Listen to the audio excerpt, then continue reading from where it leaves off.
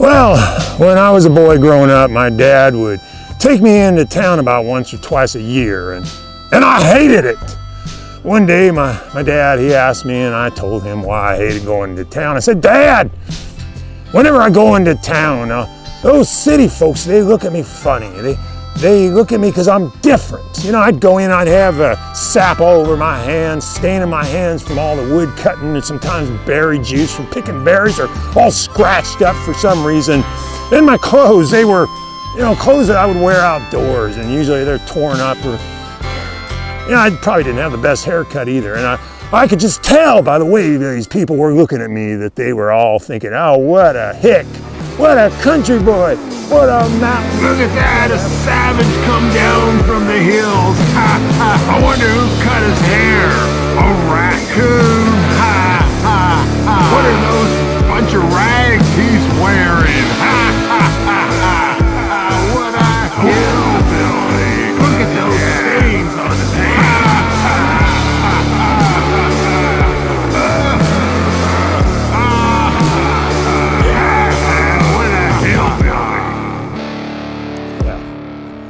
You know, my dad, he sat me down and he said, son, what you're telling me about your observations has a lot more to do about you than it does those city people. And I go, what are you talking about, Dad? They're so judgmental. He said, the only judgments coming out of this story are the judgments you have about yourself. Randy, when I walk into that town, I walk around with a great deal of pride. I know my clothes are utilitarian. I have stains in my hand, and I feel proud that I'm out there cutting my own firewood, or I'm picking my own berries, or maybe I smell like fish. I'm out there harvesting a lot of my own food. And even if someone walked up to me and said, oh, you mountain hick, it would be nothing but a bunch of meaningless words to me. You're walking in town looking at your sap-covered hands, and you're embarrassed about it. When we are convinced about something about ourselves, we reach out and we try to find any evidence we can to reinforce that belief we have about ourselves. In fact, Dad explained that most of those city people, most people you encounter, they have so many things going on in their head, in their life, the last thing in the world they're going to think about is you. I would just say, if you're ever walking around any place and you think someone's mad dogging you or looking at you funny, instead of pushing all the blame out on them for being judgmental or whatever it is you're sort of labeling them as, think about what you got going on inside yourself that would be triggered by that kind of action. And as you go through life and you start developing that sort of strong self-belief in who you are and confidence in the way you are, it won't make a bit of difference what anyone out there says about you, the way they look at you, the way they behave towards you. It'll be all meaningless, because the real meaning of who you are is what you capture within yourself, what you determine inside. I think I'll go out and catch some fish before the day ends.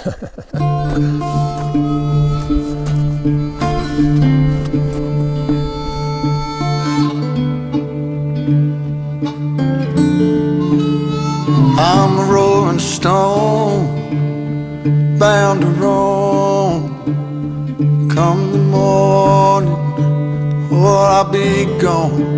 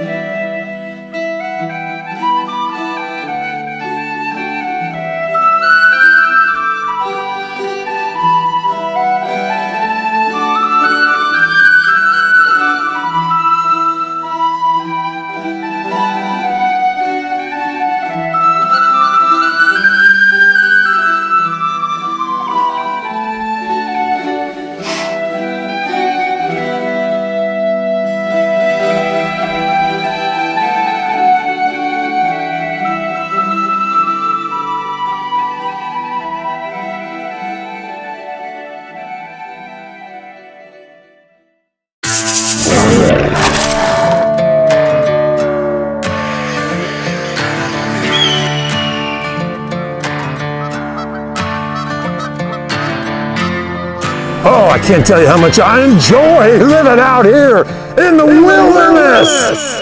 Yeah, but you know, every once in a while, my brother Jake drags me into town to help him film one of his wacky films. Well, he's my brother, so I help him out. I noticed that all the folks walking around town, they were just all strutting around just like they own the world, like they're the top of the food chain, you know? Like, I own this world. I command everything I see around. Like, I own everything around here. This is the land. I conquer this land. Like, I own this world. I command everything I see around. I conquer this land. Well, I can hardly blame them. I mean, when you're in the city, everything's covered in concrete and asphalt and buildings. You hardly see a bit of scrap of nature. Maybe if you're lucky, you'll see a tree, or maybe hear a bird whistling off in the distance. The internal attitude I've developed living out here in the wilderness is completely the opposite. Nature's in charge out here in the wilderness. One hard winter with heavy snow could kill me off if I don't manage to store enough firewood for the winter. Or if I don't harvest enough of berries and other food in the late fall stored during the winter, I can die from starvation. I've come to see myself as a part of nature and the cycles, the rhythms. You're just all part of it. And when you're feeding off the land's providing for you. I don't think humans are the most intelligent life form on this planet. A tree doesn't have to go out in the river and scrap through the water to try to catch a fish or get all torn and scratched up picking berries. All that tree has to do is just stand there in one place, and it feeds off the sunlight. Are you telling me that's not more intelligent than the way that we humans eat? Well, I'm telling you, my opinion, that is intelligence. I could give you plenty of other examples. And speaking of feeding, I don't have any more time for gabbing. I gotta go get my gear over there and harvest some fish from this river so I can eat. Oh.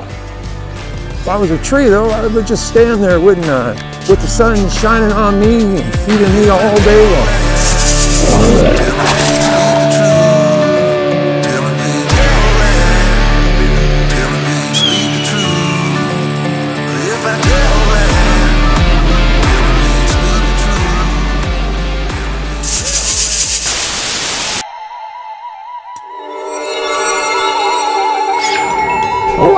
Wow, we made it. It's so wonderful here.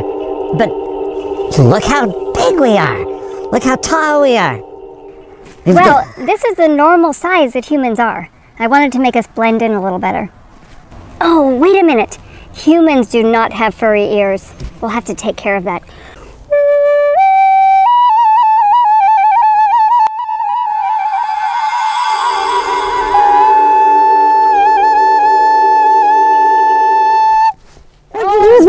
Oh, those are human ears. You'll get your cute furry ears back when we go back to our own realm. I sure hope so. But now, these are tiny. I think we need to work a little bit more on your look so you can blend in. Let's try a few things.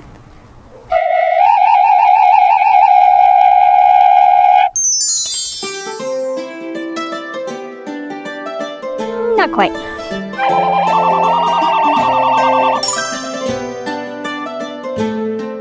Oh, no way. Let's try a different one.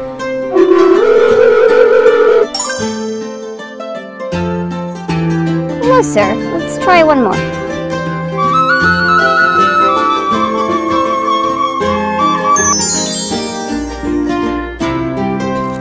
That's it. That's the one.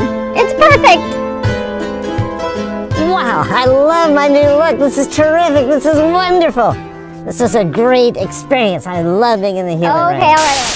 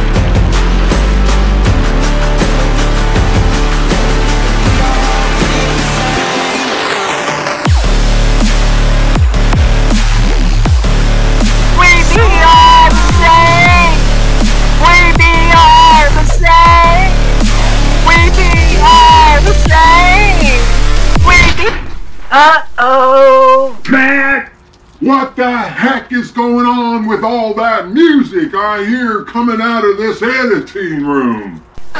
You said it was okay for me to edit in music if I use that country rock music for Randy's videos. How many times have I told you we want more of Randy and less of all that music and special effect nonsense you put into those videos?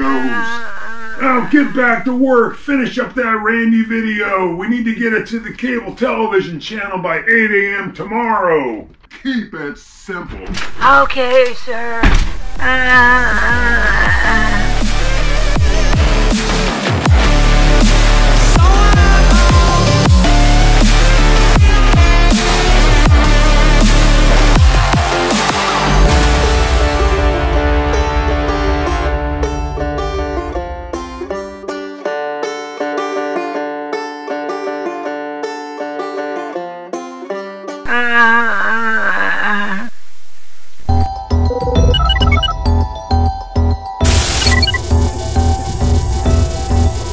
If we allow gravity to control our lives and our thoughts, where would we be? It's a huge shift in physics and in mentality. You gotta push yourself, push your perception of the possibilities. And through that experimentation, we develop, we progress. Tradition is a very difficult thing to change.